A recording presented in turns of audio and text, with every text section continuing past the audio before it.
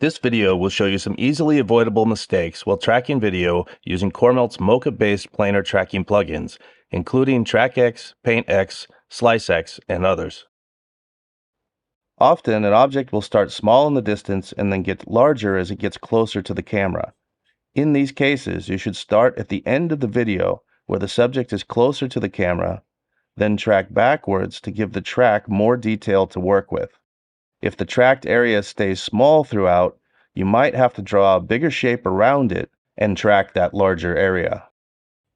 You can then change the size of the masked area afterwards, and the already tracked movement will be saved. In many cases, if you can't track an item directly, you can often track something nearby, and once complete, offset the mask from the track position and adjust the shape. Surfaces with highly uniform, small repeating details can sometimes be problematic as well, despite seeming ideal. If you do run into these complications, there are usually ways to address them, although they require more complex shape work. We have many more tutorials on our YouTube and Vimeo channels, so please take a look there.